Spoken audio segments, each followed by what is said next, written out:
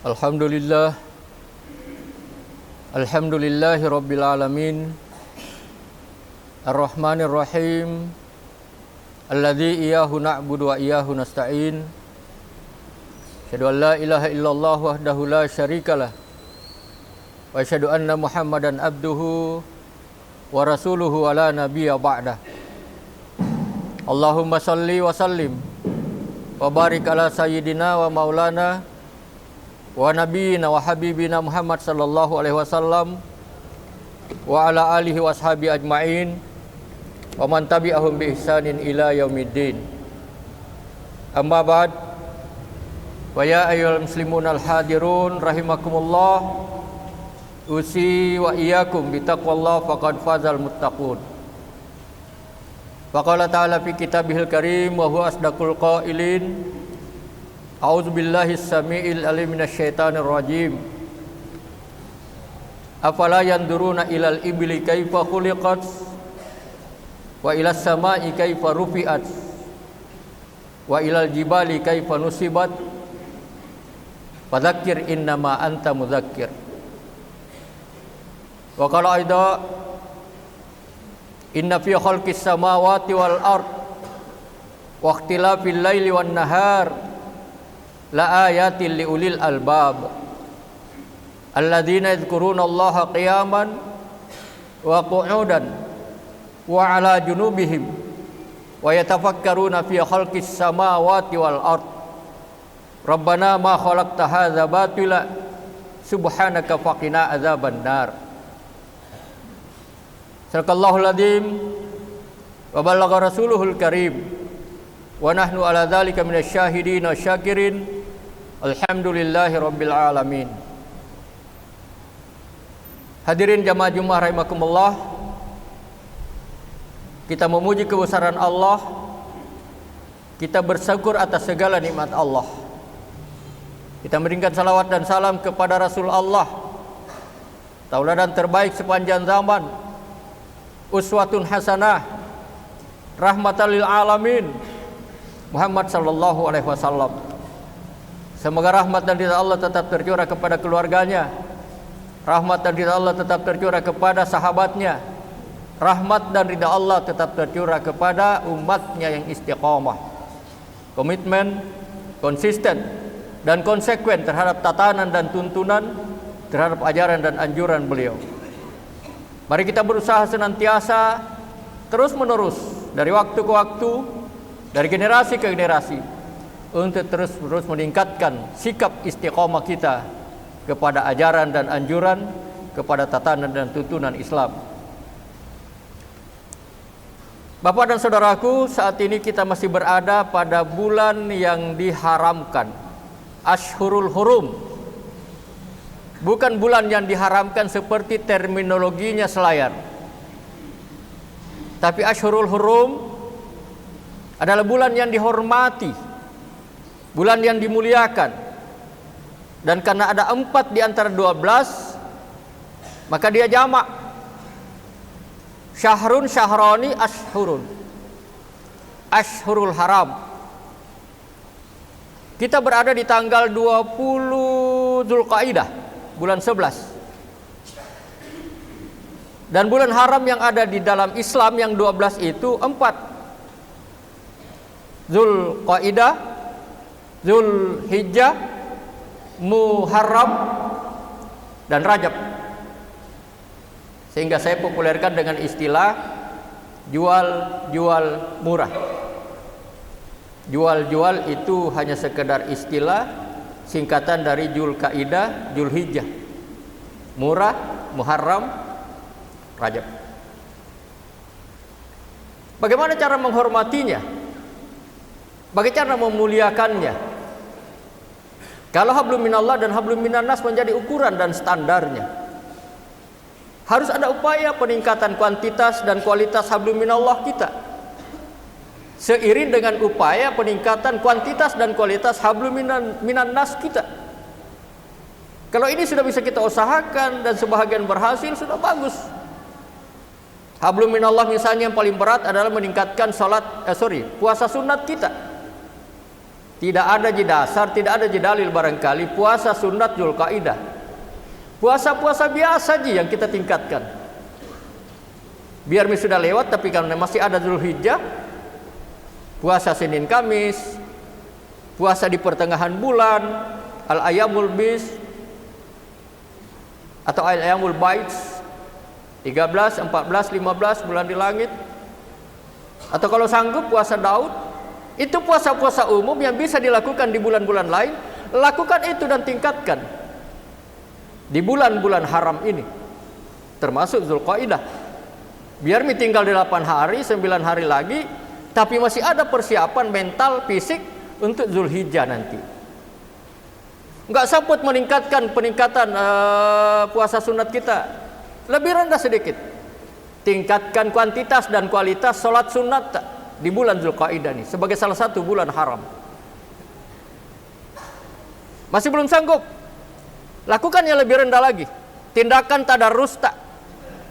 Jadi puasa, salat, tadarrus, ngaji. Kalau itu pun belum sanggup, lebih rendah masih lebih ringan ada. Tingkatkan zikir tak, tingkatkan istighfar tak, tingkatkan doa tak. Itu semuanya hablum minallah. Bagaimana hablum minan nasnya? Banyak sekali aspeknya. Tapi paling tidak dua dengan dasar hadis yang populer. Yang pertama, khairun nas anfa'uhum linnas. Sebaik-baik manusia ialah orang yang paling banyak manfaatnya kepada sesamanya. Di bulan haram ini tingkatkan itu, kuantitas dan kualitasnya. Tenaga kita, waktu kita, kesempatan kita, harta kita, kekayaan kita, keterampilan kita, ilmu kita, pangkat dan jabatan kita mestinya dimanfaatkan sebesar-besarnya, sebanyak-banyaknya untuk memberikan manfaat pada orang lain. Itu hablum minan nas. Dan hadis yang kedua, inna afdalal a'mal idhalus surur fi qulubil ikhwan. Seabdal-abdalnya amal, sebaik-baiknya pekerjaan ialah memasukkan kegembiraan ke dalam hati kalbu saudaramu. Ini yang kemudian disingkat dengan istilah sangat padat oleh Syekh Yusuf Al-Makassari dalam bukunya Sirrul Asrar, rahasia di balik rahasia, rahasianna rahasiani, rahasiaya rahasiana rahasiani, dalam istilah selayar. Pertama, inti dari agama kita adalah ma'rifatullah. Inti ma'rifatullah adalah akhlakul karimah. Inti akhlakul karimah adalah silaturahim, dan inti silaturahim adalah menggembirakan orang lain. Itu versi Syekh Yusuf Al-Makassari. Yang hadis lengkapnya itu tadi, inna afdalal a'mal idkhalus surur fi qulubil ikhwan. Seabdal-abdalnya amal, sebaik-baiknya pekerjaan ialah memasukkan kegembiraan, kesenangan kepada hati qalbu saudara-saudaramu. Itu pesan Nabi kepada Ali bin Abi Thalib suatu ketika. Tapi karena hadis itu tiga aspek, af'aluhu fi'il, pekerjaan, wa aqwaluhu qala, perkataan, wa takriruhu, takrir, ketetapan, maka ini juga sudah berlaku bagi kita. Sekalipun waktu itu pesan Nabi kepada Ali bin Abi Thalib. Tapi karena itu sudah menjadi sunnah dengan tidak aspek tadi, maka itu juga mengikat pada kita sekalipun pesan itu disampaikan saat itu kepada Ali bin Abi Thalib. Mari kita usahakan itu. Sekalipun tinggal 10 hari kurang lebih, tetapi ada Zulhijjah bulan depan. Di akhir tahun 1444 Hijriah ini ada kesempatan 1 bulan. Bahkan bulan berikutnya, tahun berikutnya masih ada Muharram. Tingkatkan kuantitas dan kualitas. Hablum minallah kita, tingkatkan kualitas dan kuantitas hablum minanas kita, terutama di dalam bulan-bulan haram sebagai upaya dan bukti bahwa kita menghargai, bahwa kita memuliakan bulan-bulan yang 4 itu. Bapak dan saudaraku jamaah Jumat rahimakumullah,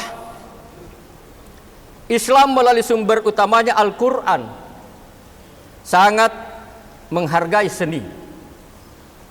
Hari ini topik kita seni dan budaya menurut pandangan Islam. Al-Quran menuntun manusia mengenal Allah, mengajak untuk memandang keseluruhan jagat raya yang diciptakannya dengan serasi dan indah. Ada tantangan tadi. Afala yanzuruna ilal ibli kaifa khuliqat? Apakah kalian tidak memandang, memperhatikan, mencermati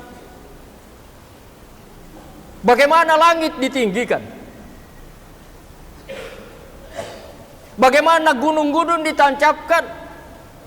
Bagaimana bumi dihamparkan? Ini seni. Tidak boleh hanya dipandang dan dibaca dengan formalitas. Bahkan ditantang akal sehat kita. Apakah kamu tidak? Yang duruna, afala tatafakkarun, melihat, memikirkan, mencermati, meneliti. Bapak dan saudara, menikmati keindahan jagat raya ini, kita bisa membuktikan bahwa Allah sangat mencintai keindahan. Menciptakan alam raya ini dengan indah tanpa kurang apapun. Banyak simbol-simbol dalam Al-Quran yang dikemukakan. Surga yang mengalir di bawahnya sungai-sungai itu gambaran keindahan. Al-Quran turun di tanah Arab, padang pasir gersang. Ketika ditampilkan simbol itu, luar biasa indahnya. Seni yang Islami adalah seni yang menggambarkan wujud dengan bahasa yang indah serta sesuai dengan fitrah.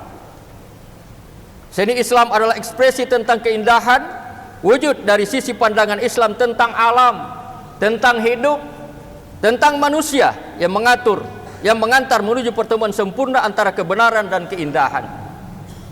Keindahan adalah salah satu sebab tumbuh dan kokohnya keimanan, sehingga keindahan itu menjadi sarana mencapai kebahagiaan dalam kehidupan.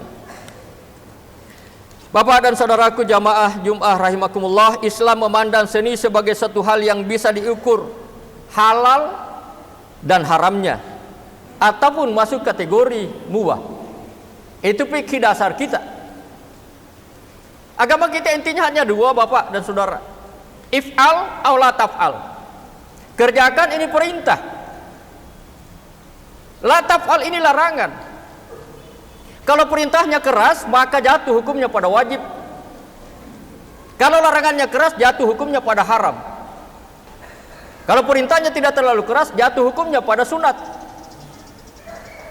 Kalau larangannya tidak terlalu keras, jatuh hukumnya pada makruh. Di tengah ada mubah. Itu inti pesan agama kita. Hadis begitu, Quran begitu. If'al aw la taf'al. Tapi kemudian ulama fikih kemudian membaginya menjadi 5, di tengah-tengahnya mubah. Seni pun begitu. Kalau mau diklasifikasikan, ada yang haram, ada yang halal, ada yang mubah. Bagaimana indikatornya? Supaya kita tidak terjebak. Bagi mereka yang memandang seni dari sisi ideologis, mereka akan memandang seni yang dihasilkan dari hasil karya manusia itu adalah haram untuk dinikmati dan disajikan ke masyarakat, karena menurut mereka semua itu dianggap mengganggu kehusuan ibadahnya, di mana secara psikologis akan menjadikan seseorang cepat frustasi karena dunia sekitarnya telah didominasi oleh industri hiburan. Dengan penimbatan itu dia jatuh pada hukum haram. Jangan. Hal tersebut dapat diatasi cara dengan mengendalikan siaran. Tapi apakah persoalan sekarang kementerian yang terkait sebagai penanggung jawab utama berkaitan siaran itu mampu? Ini yang jadi soal. Bapak dan saudara yang saya hormati, ada juga bagi mereka yang mengatakan bahwa seni itu adalah halal, adalah tipe pemikiran dan jalan hidup yang bersifat materialistik, di mana ia bisa dengan mudah berbawa oleh hingar-bingar dunia hiburan yang sekarang menjadi industri dan melupakan segala sesuatu yang sesungguhnya esensi dari hiburan dan kesenian itu sendiri. Jadi bertolak belakang atau bertentangan dengan hitam putih. Satunya mengatakan haram, satunya mengatakan halal, dan sebagian mereka mengatakan mubah. Ini yang pendapat tengah, yaitu mereka yang bersikap hati-hati dengan apa yang mereka nikmati dari seni itu. Disitulah pentingnya mutlak harus ada indikator masuk, dan indikatornya itu indikator agama. Mana sebuah seni, mana sebuah budaya yang bisa masuk kategori halal, yang mana bisa masuk kategori haram. Terutama dan termasuk apa seni dan budaya yang berkembang di selayar. Ini tugas dan tanggung jawab barangkali dari MUI, dari Basnas, dari Kemenak, untuk melakukan pengkajian, penelitian dan pencermatan. mana seni dan budaya yang masuk kategori halal dan perlu dikembangkan, mana seni dan budaya yang barangkali perlu advokasi, edukasi agar tidak terseret pada musyrik, dan mana yang tidak bisa dikembangkan karena memang mutlak haram. Sekali lagi, ini adalah tugas tanggung jawab lembaga institusi yang punya tupoksi di bidang itu, termasuk organisasi.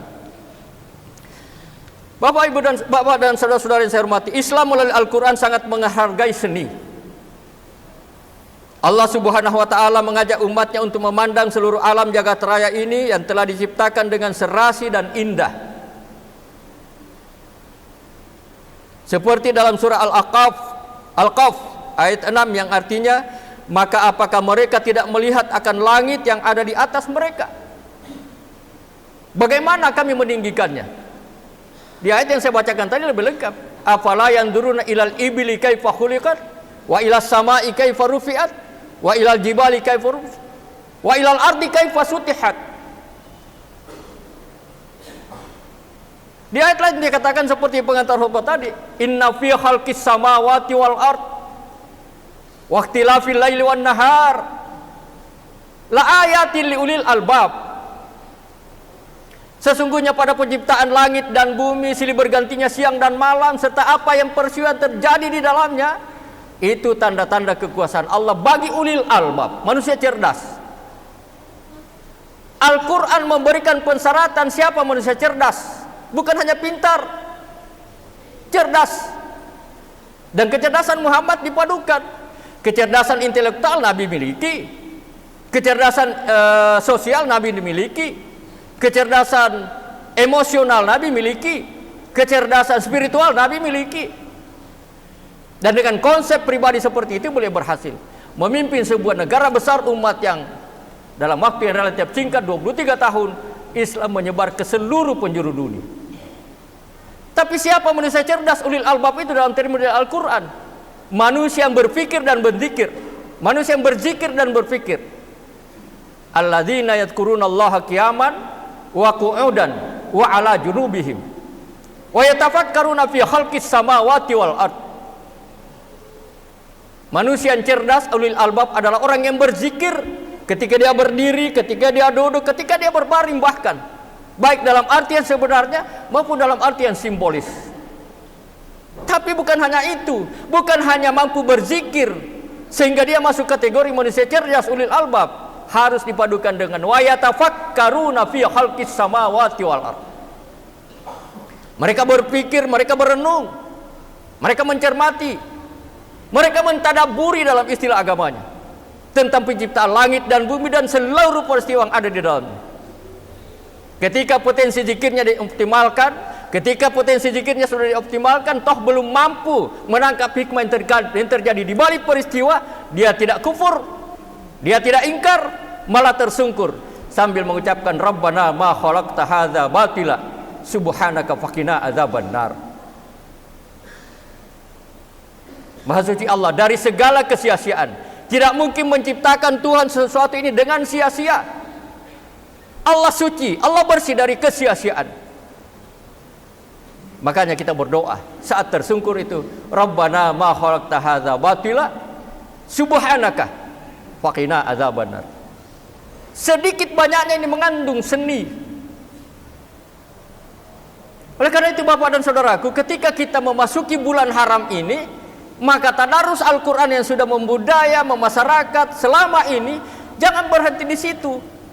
Tadabburi, baca artinya, renungkan kandungannya, hayati maknanya. Itu tadabbur.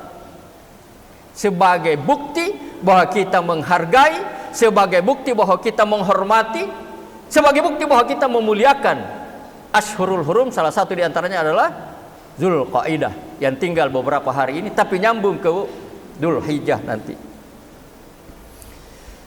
Bapak dan saudaraku, jamaah Jumat rahimakumullah, seni yaitu penjelmaan rasa indah yang terkandung dalam jiwa manusia, yang dilahirkan dengan perantaraan alat komunikasi ke dalam bentuk yang dapat ditangkap oleh indera pendengar, seni suara, yang dapat ditangkap oleh indera penglihatan, seni lukis, atau dilahirkan dengan perantaraan gerak, seni tari, drama dan lain-lain, puisi. Barangkali kita masih ingat bahwa Wali Songo, wali yang 9 yang ada di Jawa itu semuanya menggunakan seni sebagai media untuk masukkan pesan-pesan Islam. Lahirlah istilah wayang. Mereka tidak menolak karena ada alat yang digandrungi masyarakat, tapi dengan alat itu mereka bisa memasukkan pesan-pesan suci, Al-Quran, hadis, agama. Tentu dengan sangat selektif. Mereka tidak larut pada wayang yang kemudian mengarahkan pada TBC, tahayul, bid'ah, khurafat. Ini yang penting untuk selayar, saya katakan. Apakah Toana Riturje ini masuk kategori haram atau halal atau mubah? Perlu kajian. Karena terkadang kita, Bapak dan Saudara, buru-buru mengambil kesimpulan sementara kita nggak ngerti apa filosofi orang tua kita dulu. Contoh dalam akad, dalam perkawinan, langkah pertama yang ditempuh itu mangek bisi, bawa pisau pas sasalalang. Adakah hadisnya? Nggak ada. Apalagi Qur'annya, ayat nggak ada. Tapi jangan buru-buru, jangan kok itu bid'ah. Karena setelah ditelusuri ternyata ini sangat agamis, sangat religius. Pisau pas sasalalang itu simbol. Ungkapannya tidak japa kalilela nyambang, tidak japa katintilani juk. Itu ungkapannya, simbolnya pisau. Makanya pisau pas sasalalang harus di awal, di bawah. Bahasa Al-Qur'annya, bahasa agamanya belum ada ji laki-laki yang melamar gadis yang kami maksud ini. Karena dalam agama haram hukumnya melamar seorang gadis yang dilamar oleh laki-laki sebelumnya, sebelum ada keputusan bahwa dia ditolak. Simbolnya pisau, ungkapannya katintin nakaliling. Nggak ada hadisnya, nggak ada Qur'annya. Tapi jangan buru-buru, jangan bid'ah. Karena nilai agamanya tinggi sekali. Dalam aksesori akad nikah, ijab kabul kita, resepsi pernikahan kita, ada pisang, ada kelapa. Nggak ada hadisnya, apalagi Qur'annya, ayatnya nggak ada. Tapi itu seni yang kalau dikaji ternyata punya nilai budaya religius yang tinggi. Pisang misalnya, dia punya prinsip hidup, pantang mati sebelum berbuah. Biar berkali-kali ditebas, sepanjang dia belum memberi buah, dia akan bertunas terus. Tidak ada agama, tidak ada hadisnya, tidak ada ayatnya, tapi filosofi agamanya tinggi sekali. Kita berharap keluarga yang baru bangun dengan akad nikah ijab kabul itu berprinsip hidup seperti pisang. Kelapa nggak ada. Ada kelapa, nggak ada hadisnya, apalagi Al-Qur'annya. Tapi itu seni yang religiusnya tinggi, agamanya tinggi. Kenapa? Semua bahagian dari kelapa itu memberikan manfaat, mulai dari akar sampai daunnya. Nggak ada yang percuma, nggak ada yang sia-sia. Nah ini kan ada hubungannya dengan hadis, khairun nas anfa'uhum linnas. Kita berharap agar ini tertanam pada keluarga dalam resepsi pernikahan itu, meniru prinsip hidup pohon kelapa. Waktunya, tenaganya, kesempatannya, hartanya, kekayaannya, pangkatnya, kedudukannya, ilmunya, keterampilannya harus menyatu untuk memberikan manfaat pada orang lain dengan media keluarga yang baru dibangun dalam akad nikah ijab kabul itu. Al-Quran mengatakan wa tafakkaruna fi khalqis samawati wal ardh yadhkuruna Allah qiyaman wa qu'udan wa ala junubihim, dan seterusnya. Sekali lagi, saya berharap melalui mimbar Jumat ini ada inspirasi untuk melakukan penelitian, pengkajian, untuk kita bisa memilah mana budaya dan seni selayar yang bisa dikembangkan karena punya nilai religius tinggi. Tapi banyak generasi sekarang yang tidak paham, nggak mengerti. Mana yang memang betul-betul nggak bisa lagi, harus ditolak, haram, karena bertentangan dengan syariat atau akidah. Mana yang masih bisa diedukasi, diadvokasi. Sekali lagi butuh pengkajian, penelitian. Bapak dan saudaraku, jamaah rahimakumullah, konsep kesenian mengikuti perseptik Islam ialah membimbing manusia ke arah konsep tauhid dan pengabdian diri kepada Allah. Seni dibentuk untuk melahirkan manusia yang benar-benar baik dan beradab. Motif seni bertujuan kepada kebaikan dan berakhlak. Selain itu, seni juga harusnya lahir dari satu proses pendidikan bersifat positif dan tidak lari dari batas-batas syariat. Seni Islam ialah seni yang bertitik tolak dari akidah Islam dan berpegang kepada doktrin tauhid, yaitu pengesaan Allah, konsepsi la ilaha illallah. Bapak dan saudara-saudara jamaah rahimakumullah, sebagai penutup, ada prinsip-prinsip seni dalam Islam yang perlu dicermati, direnungkan. Pertama, seni yang dapat mengangkat martabat insan dan tidak meninggalkan nilai-nilai kemanusiaan, yaitu konsepsi la ilaha illallah, konsepsi hablum minallah hablum minan nasnya. Yang kedua, seni yang dapat mementingkan persoalan akhlak dan kebenaran yang menyentuh aspek estetika, kemanusiaan dan moral.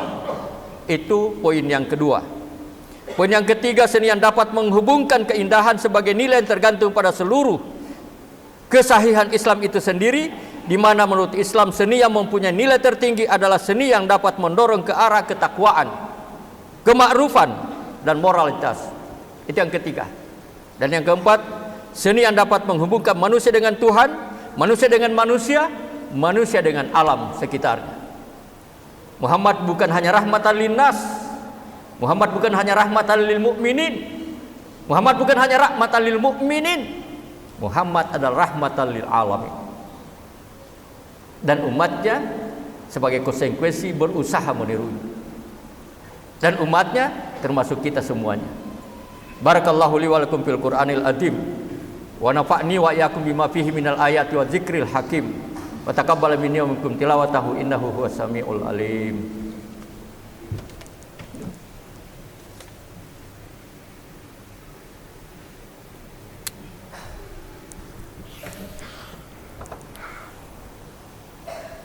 Alhamdulillah, nahmaduhu wa nasta'inuhu wa nastaghfiruhu wa na'udzu billahi min syururi anfusina wa sayyiati a'malina. May yahdihillahu fala mudilla lahu wa may yudlil fala hadiyalah. Asyhadu an la ilaha illallah wahdahu la syarikalah. Asyhadu anna Muhammadan abduhu wa rasuluhu wa la nabiyya ba'da. Allahumma shalli wa sallim wa barik ala sayyidina Muhammad wa ala alihi wa sahbihi ajma'in wa man tabi'ahum bi ihsanin ila yaumiddin, amma ba'd. Fa ya ayyuhal muslimun al hadirun rahimakumullah, usi wa iyyakum bi taqwallah faqad fazal muttaqun. Faqala ta'ala fi kitabihil karim wa huwa asdaqul qailin. A'udzubillahi as-sami'il 'alim minasy syaithanir rajim. Bismillahirrahmanirrahim. Inna a'tainakal kautsar fashalli li rabbika wanhar inna syani'aka wal abtar. Wa qala idza jaa nasrullahi wal fath wa ra'aitan nasa yadkhuluna fi dinillahi afwaja fasabbih bihamdi rabbika wastaghfirhu fasabbih bihamdi rabbika wastaghfirhu fasabbih bihamdi rabbika wastaghfirhu innahu kana tawwaba. Sadaqallahul azim wa balagha rasuluhul karim wa nahnu ala dzalika minasyahidin wasyakirin walhamdulillahi rabbil alamin. Bapak dan saudara, kita akhiri khutbah ini dengan berdoa, bermunajat, meminta penuh harap kepada Allah Subhanahu wa taala. Bismillahirrahmanirrahim. Allahumma ighfir lil mu'minina wal mu'minat wal muslimina wal muslimat al ahya'i minhum wal amwat innaka sami'un qaribun mujibud da'wat ya rabbal alamin. Rabbana la tuzigh qulubana ba'da idh hadaitana wa hab lana min ladunka rahmah innaka antal wahhab. Rabbana hab lana minas solihin. Rabbana hab lana minas solihin. Rabbana hab lana minas solihin. Rabbana hab lana min azwajina wa dzurriyyatina qurrata a'yun waj'alna lil muttaqina imama. Rabbana zalamna anfusana wa illam taghfir lana wa tarhamna lanakunanna minal khasirin. Allahumma innaka afuwun karim tuhibbul afwa fa'fu anna. Rabbana la tu'akhidna in nasina aw akhtana wa la tahmil alaina isran kama hamaltahu alal ladzina min qablina wa la tuhammilna ma la taqata lana bih wa'fu anna waghfir lana warhamna anta maulana fansurna 'alal qaumil kafirin. Rabbana atina fid dunya hasanah wa fil akhirati hasanah wa qina adzaban nar wa adkhilnal jannata ma'al abrar ya aziz ya ghaffar ya rabbal alamin. Subhanaka rabbil izzati amma yasifun wa salamun alal mursalin walhamdulillahi rabbil alamin. Wa dzikrullahi akbar wallahu ya'lamu ma tasnaun. Aqimis shalah.